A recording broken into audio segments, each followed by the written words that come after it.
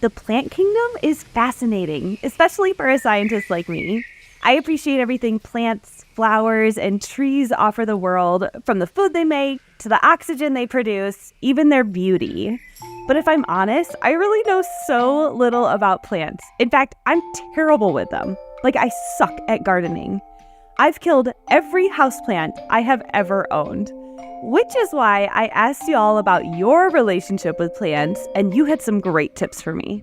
I love to water them. I love to talk to them. I love the presents that they bring. Like, they ground me. I tell my plants I love you. I do enjoy plants. I think plants are pretty. Flowers are pretty. Oh, you gotta talk sweet to them. Like, hey, baby, how you doing today? My mother does that. And her plants are beautiful. Okay, maybe I'll try that. Perhaps I just need to put in a little more time and effort. If you think about it, it's astonishing how much we interact with plants in some form every day and how necessary they are for our survival. Yet somehow, we understand so little about everything plants are truly capable of. Like, have you heard of the dragon arum, also known as the stink lily? It can increase its temperature to 64 degrees Fahrenheit to make a comfy home for the insects that pollinate the flower.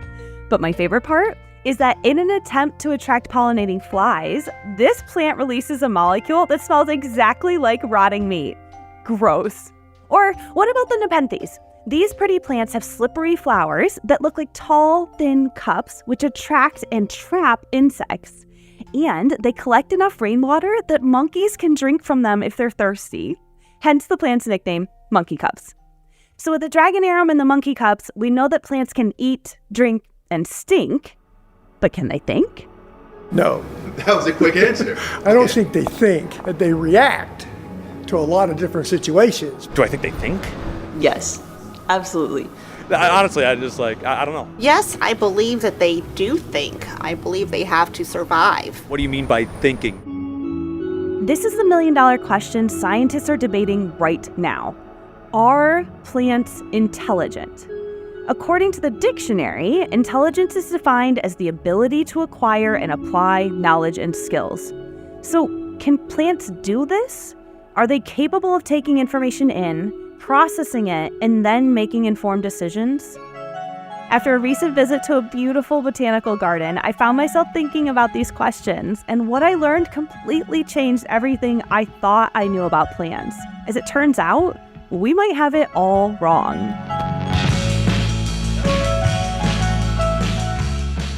From the Stowers Institute for Medical Research and KCUR studios in Kansas City, this is Seeking a Scientist, a podcast where science fiction meets reality. I'm Dr. Kate Biberdorf, aka Kate the Chemist, and in this episode, we're asking the questions, what exactly do plants know? Are they more evolved than we previously thought? I know I'm not alone here in my lack of plant knowledge, so what's really going on with our plant friends? Some plants are chill. Some plants got some sass to them. Some want to be left alone. I went to like an indigenous plant school, and that's what they teach us, is like the plants have a consciousness. To write about a flower, to dramatize a flower, I have to show the flower's arc. See, they learn. Quick, they adapt. We find inside the secret life of plants. Look, you're a plant. An inanimate object! Does this look inanimate to you, punk? If I can talk and I can move, who's to say I can't do anything I want?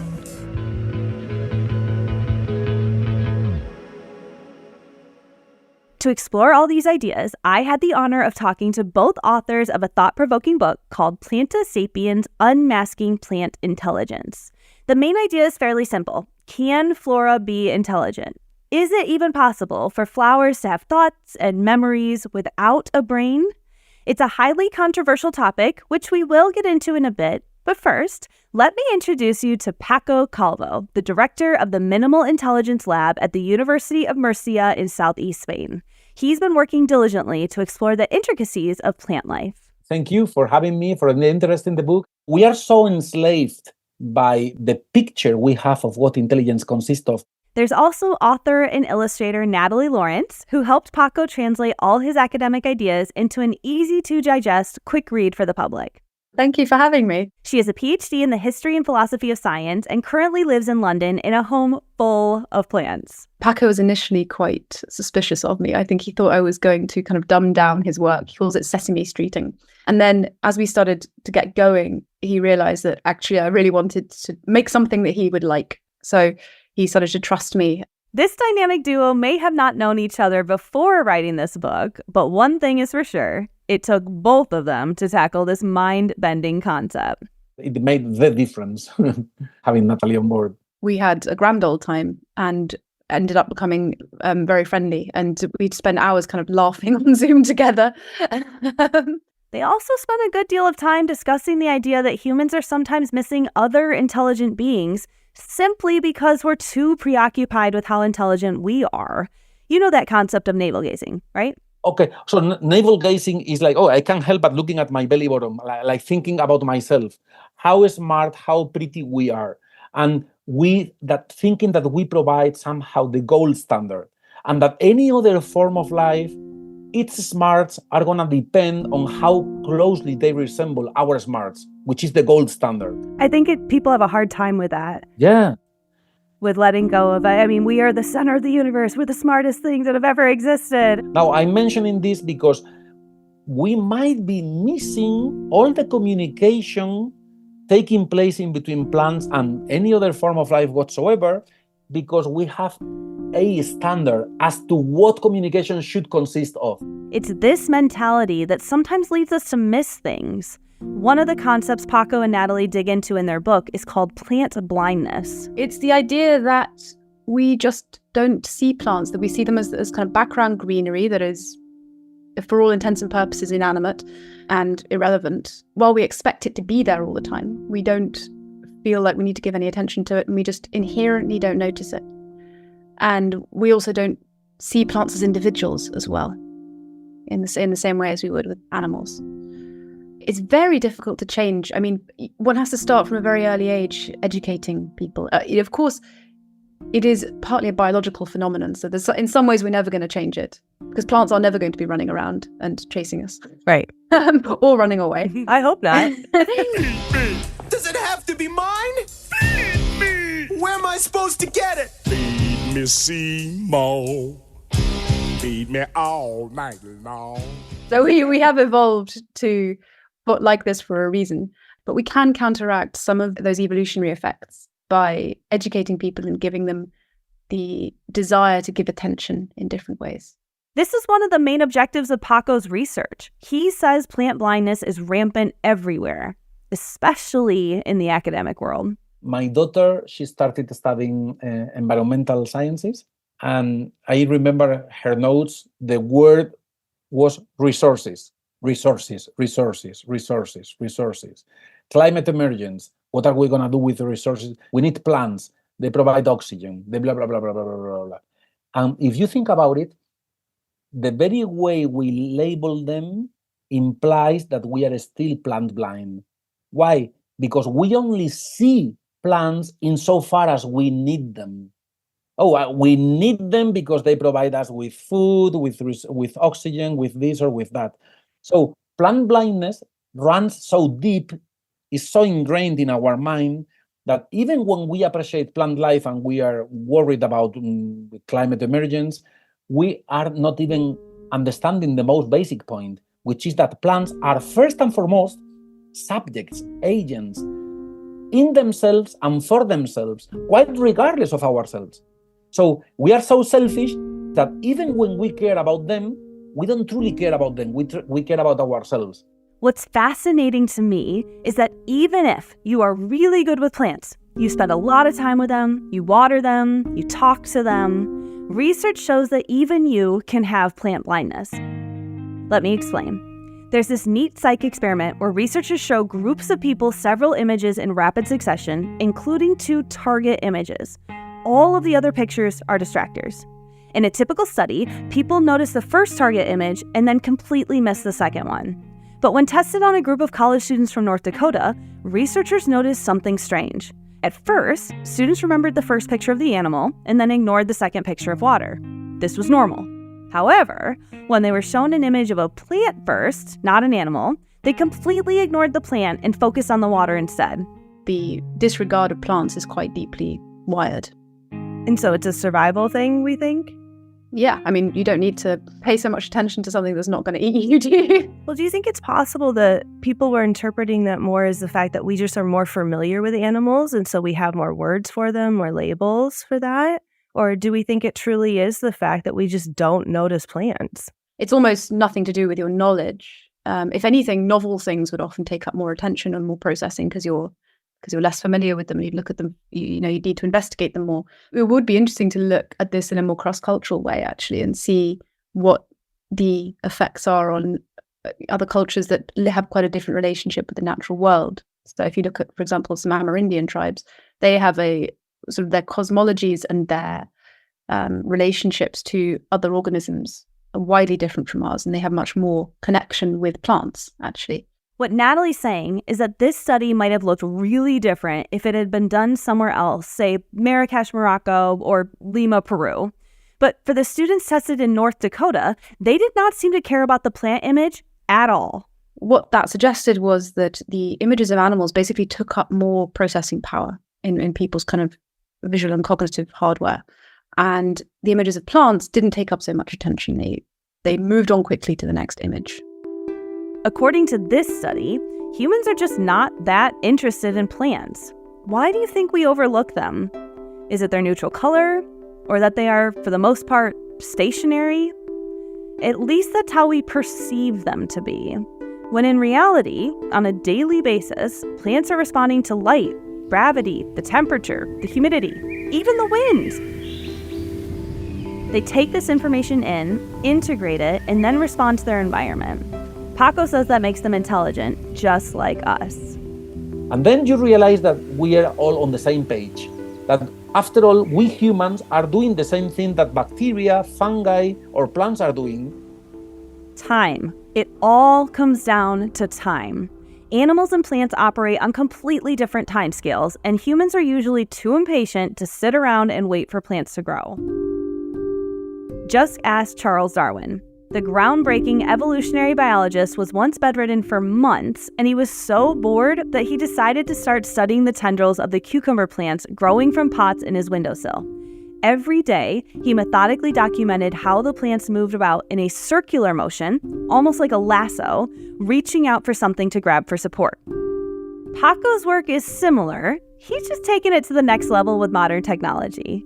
One time, Paco and his colleagues set up a portable projector and watched a time-lapse video of the growth of a bean plant at a bar while the other patrons looked on with amusement. They were intrigued by how the plant seemed to arduously reach for anything to support its growth. A plant that might be very boringly sitting there doing apparently nothing might be doing a lot of stuff. It's amazing. If you are very patient, you can actually see these things happen. But it does require a kind of meditative state. Well, and when we finally slow down and make these observations, that's when we can actually see some of these incredible examples that are surrounding us. You brought up some amazing plant examples, so thank you so much for introducing me to some cool plants in the Planta Sapiens book. Can we talk about a couple of these? Amazing the stuff they do, right? Yes, it's amazing. So the walking palm tree, can you tell me about that? Most of these examples, like the walking palm, are examples that are, in a sense, only flagging or allowing us to see something that we can simply call adaptive behavior. So this can be smart adaptations, but adaptations after all. So a plant that gets rid of roots and grows new roots in such a way that it equates to a form of locomotion. Picture this, a tree trunk that is about 5 inches wide and almost 80 feet tall, nestled into an elaborate network of roots. They're called stilt roots, and they form an above-ground cone around the base of the tree. If you're visualizing a very tall, thin tree with tiny octopus legs, you are definitely on the right track. This intricate root system allows for the tree to slither to a new space if it's feeling too crowded, and it can even relocate to higher ground if its original swampy environment becomes too flooded. All the tree has to do is rot off a small portion of its old roots and start growing new roots in the desired direction. As you might imagine, these geographical changes take time. The walking palm tree can really only move 2 to 3 centimeters a day. Yet some plant responses are much faster. For example, take the tomato plant that defends itself against caterpillars by making them turn on each other. Basically, when under attack, the tomato plant releases a molecule called methyl jasmonate that does two things. First, and most importantly, it turns all nearby caterpillars into cannibals. This way, they stop eating the tomato plant's leaves and start eating their sibling caterpillars. I'm a caterpillar munching onto a leaf. I secrete these substances, and that's gonna make myself nasty to the caterpillar, who is gonna turn and go and munch onto a fellow caterpillar. The molecule also alerts other neighboring tomato plants to the threat, and then they begin releasing the same molecule, setting off what I can only imagine is a rather gruesome chain reaction. All thanks to a plant. It's kind of amazing because we tend to think of them as passive and affected by animals, or just eaten by animals, and we don't tend to think that actually they might be able to control us in any way. So I think that's a very nice inversion of the power hierarchy that we assume. Thankfully, just like we discussed in our episode, Do Fungi Secretly Rule Our World? We don't know if any plants or fungi that can control human behavior yet. But we are starting to learn that plants may have more in common with us than we originally thought. If we take a closer look at Homo sapien behavior, we could easily simplify our actions into three boring categories: eating, sleeping, and drinking. However, every person has their own unique personality that affects what type of foods they eat, how much sleep they get, and if they stay hydrated. Plants are similar. A typical plant will grow toward light, away from gravity, and in the direction of water. But not all 435,000 types of plants on Earth operate in the exact same way. In other words, every Venus flytrap hunts a little differently. If you ask Paco why, he almost suggests that plants have memories, that they learn from previous encounters, and then, this is the important part, then they change their behavior. Back in the 18th century, French botanist René Louis Desfontaines did a simple experiment with the mimosa plant. This is a species that is known for being particularly sensitive to touch. He put it in his horse-drawn carriage and then took it on a date around Paris. Every time they began to move along the uneven road, the mimosa plant reacted by immediately closing its leaves. However, over time, the plant would become used to the motion and open its leaves, presumably because it learned it was safe in this shaky environment. More recently, Monica Gagliano, an evolutionary ecology professor, saw this firsthand when she tested the responses to mimosa plants in environments with different lighting. When the plants had plenty of sunshine, they responded to physical touch by folding their leaves inward. But when these plants were put into shady environments, they eventually stopped reacting to researchers poking them. Basically, they were so desperate for sunshine that they didn't want to risk closing their leaves and missing out on precious photosynthesis opportunities. So you could say, well, this is an evolved response. It's an evolved reflexive response to a stimulus. But the fact that it can be adaptive within an organism's lifetime and in real time as well, so rapidly adaptive within a matter of minutes, suggests that there must be some kind of processing going on, an integration of multiple streams of information. Monica Gagliano proposed that plants learned that it was safe to stay open, that they knew her team wasn't going to hurt them. Can plants learn by association the way animals do, right? And that was in the case of Monica Gagliano. That was the question that drove her research. To get to the bottom of it, Monica grabbed a hammer and built an experiment called a Y maze for a bunch of pea plants. Here's how it works. Initially, the pea plant grows in a straight line until it reaches a fork in the road, and then it decides which way to grow, left or right. It then continues growing linearly until it approaches another Y intersection, where it must again decide if it wants to go left or right. For example, at the first Y, she offered a blue light as a reward on the left side and nothing on the right. In most cases, the plant grew to the left. At the next intersection, even though there was no blue light available, the plant chose to grow to the left, the same direction that the light came from in the previous fork in the road. In subsequent experiments, she was able to use a fan resembling wind in addition to the blue light to encourage plants to grow in one direction over another. So what does this all mean? Is it possible that Monica trained her plants? Did they form memories? Were they actually learning? The answer might be yes. We have many examples. You can train strawberries to associate low light or high light with nutrient patches. In a 2018 study by botanist Vit Latzel, wild strawberries learned that shaded soil was equal to nutrient-rich soil. And when they were relocated, the strawberries continued to invest their energy in growing their roots in the shaded soil, even when they had the option to grow in sunny, nutrient-rich soil.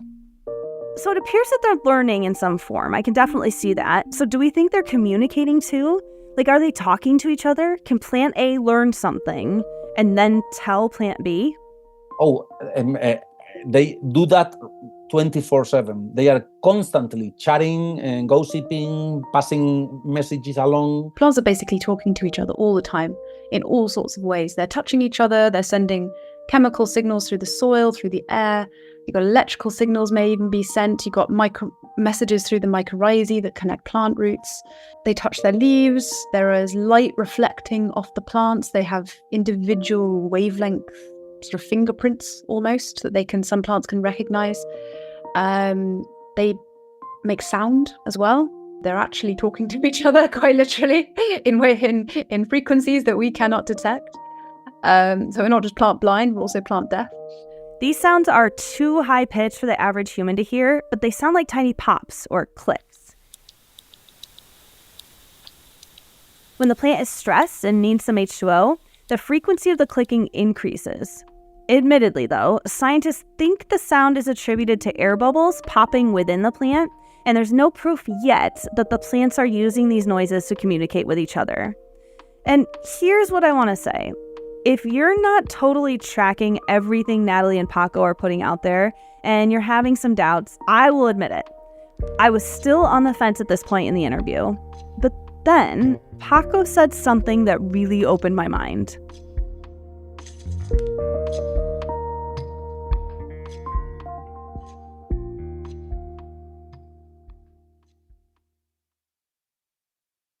Something neat Paco Calvo shared with me is that sunflowers are proactive. They're not responding to the sunlight, they are predicting where the sunlight will be. Like, if you were to camp overnight at a sunflower field, you'd see that the sunflowers are ready for the sunlight to shine directly on their petals before the sun has even cracked the horizon. And it's these kind of things that have led to the unique notion that plants are intelligent, learning and forming memories and adapting their behavior. What would you do with a brain if you had one? Do? Why, if I had a brain, I could while away the hours, conferring with the flowers, consulting with the rain. So what, in your opinion, what would it mean for a plant to be intelligent? Like, what are you really saying there? What would that mean? We've been enslaved by the computer metaphor. This idea that there is some sort of software, neuronal software running on my hardware, on my brain stuff, right? As if I was following this recipe, this set of instructions.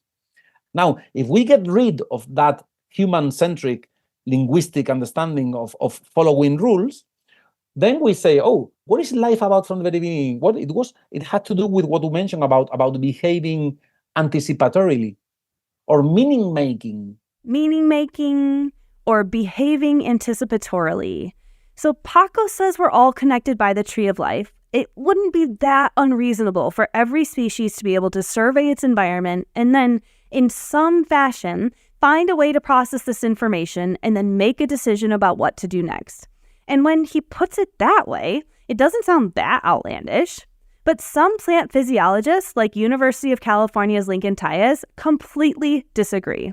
In an interview with The New Yorker, Tyas said, and I quote, "Plant neurobiologists suffer from overinterpretation of data, teleology, anthropomorphizing, philosophizing, and wild speculations. Other critiques are that Paco and his colleagues' experiments are set up in a manner that is prone to anthropomorphization."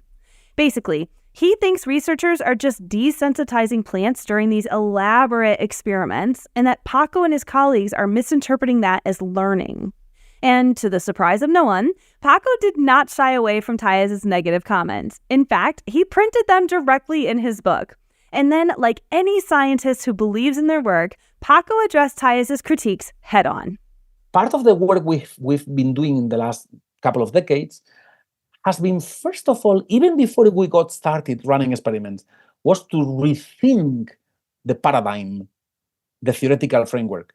Because unless you do that, experiments by themselves are not going to show you anything. So once the theoretical framework is in place, we need to run the experiments and see what is it that they are up to. I think it's tricky too because, and I'll admit, like my husband and I have had this debate at our dinner table for the last 2 weeks. We've been going back and forth about this. He was all in immediately on your side. He was like, yeah, we just have to redefine intelligent. What does that mean? Whereas I'm like, they don't have a brain. How could this be possible? And I personally was getting really hung up on that. So let's say I haven't gone all that way. What do you say to someone who's like stuck on the fact that plants don't have a brain? Okay. Sure. No, great question. Can you imagine how you would need to change your frame of mind to be able to appreciate their smarts? Paco is primarily a philosopher of science who is trying to think outside the box and to expand conceptions of how life works. And he's not making any firm claims. He's saying we need to learn how to start approaching these things experimentally in order to prove them. So there's no jumping to conclusions. It's just there's a possibility here. And we need to work out how we can properly get at it experimentally. So is that true? Are you claiming that plants are intelligent, or are you investigating the idea that plants could be intelligent? Both. You can claim both. He's trying to do good science, to properly investigate something in an open-minded way. He's wanting to test them as much as anyone else wants to attack them. He's wanting to see if this is true. So the critics are important because they keep one on the intellectual straight and narrow and make sure that everything is rigorously done and solid science. So where do you land on this big idea? Are plants intelligent? Is it possible for a plant without a brain to be intelligent? I think a lot of the plant behavior can't be explained without them being intelligent. So I land on the quite positive yes, but we do also need to readjust our view of what intelligence means, because at the moment we think in a very animal-centric way about what intelligence means. So yes, Paco isn't a raving lunatic going around saying that plants are conscious, which is how some people have characterized him. It's really fascinating to see how different people in different demographics have responded to this information. Have you guys had any responses from your book internationally? Yeah, so it's done incredibly well in the Spanish-speaking world. I think what was interesting in the UK was some people got a bit upset. They either read it in anger and wanted to poo-poo it, I think, because they thought the whole idea was ridiculous and nothing was going to persuade them, or they thought it was going to be full of loads of evidence that had not been all over the news, and it was going to absolutely prove that plants are conscious. And then we're a bit annoyed when it didn't have that. Do you want those grey areas? Because otherwise, where else are you going to go? I mean, in chemistry, it is black and white. You have this or you have this. There is no gray. And so when you're just saying that and you're like, there's tons of gray in academia, I'm like, oh, I could feel the science inside me just go, like react to it. So I can absolutely see why some scientists are like, no, it's either this way or that way. But in the middle, asking all these questions and trying to figure out what's actually going on is what leads us to these answers. It leads us to these big discoveries. This is why we need to teach history and philosophy of science to all scientists, is because any science is a paradigm. It is a model we are putting on the world. It is not truth. It is a version of reality that we are modeling, and it's as close as we can get it to that. And science is the best method that we have for getting as close to producing as good a model as we possibly can of what's out there. And then when we learn new information, we go back and adapt our model. I mean, we used to think that the classical elements, earth, water, air, and fire, made up everything, and that our bodies were composed of blood, yellow bile, black bile, and phlegm. One other thing I tell them, I love this, is about Ptolemy. So students sitting at their desks were being taught that theory. So a student of Ptolemy being taught that the earth is at the center of the universe could have the best mark, an A+, saying the earth is at the center. Now, what we forget is that in year 2024, today, we are Ptolemeos of tomorrow's generation. We are the Ptolemeos of the future. That's such a good analogy. The truth is, there is just still so much we don't know. But at the same time, we need to think ahead and get creative. One way of doing that is to think far outside of the box. I'm talking really far out there, like 140 million miles away on Mars.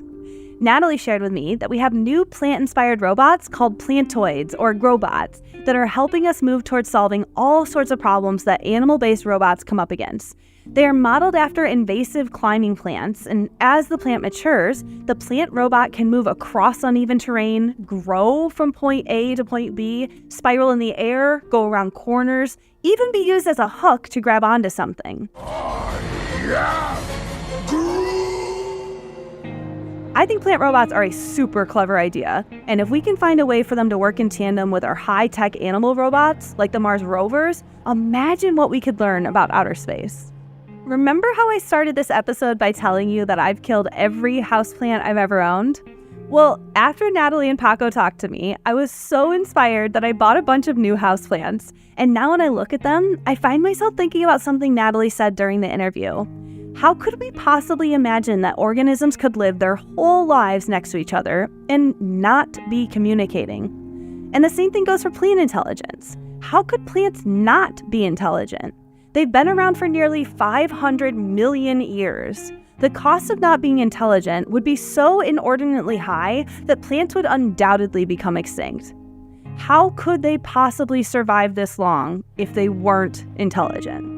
Well, one factor is definitely me, because I've already killed one of my smaller plants. Oh no. Our love fern! You let it die! Here's hoping I can respond to my environment and change course. For Paco and Natalie's sake, the next time you're in a garden, take a really good look at the plants and wonder, what's going on with them? Are they thinking? Are they learning? Are they plotting their next move? All right, y'all, that's it for now. Thanks for listening to Seeking a Scientist. Coming up this season, I want to answer your explosive 4th of July questions. What is something that you've always wanted to know about sparklers or fireworks? Send us a voice memo at kate@seekingascientist.org with all your burning questions, and we may use it here on the pod. Also, thank you so much to everyone who's been writing reviews and sharing this podcast with their friends. It really does help us celebrate badass scientists like Paco and Natalie and get them that standing ovation they so deserve. Seeking a Scientist is a production of KCUR Studios in Kansas City, made possible with support from the Stowers Institute for Medical Research, where scientists work to accelerate our understanding of human health and disease. It's hosted by me, Dr. Kate Biberdorf, aka Kate the Chemist. You can follow me on Instagram and TikTok at Kate the Chemist, or the pod at Seeking a Sci Pod. Our senior producer is Suzanne Hogan, our editor is Mackenzie Martin, and our digital editor is Gabe Rosenberg. This episode was mixed by Suzanne Hogan. David McKeel is our intrepid intern whose voice you heard interviewing many strangers about plants. The other episode that we're making is about plants. Plants, I love plants. What's your relationship to plants? Do you have plants at home? Oh my God, yeah, I have so You're many asking the plants right at girl. home. And a special thanks as always to the team at KCUR Studios, Byron Love and Genevieve DesMarteau. You heard clips this episode from Adaptation, Predators, Little Shop of Horrors, Psycho, The Wizard of Oz, Guardians of the Galaxy, and How to Lose a Guy in 10 Days. Our original theme music is by Coma Calling, and you heard additional music from Stevie Wonder and Blue Dot Sessions. Stay nerdy, my friends.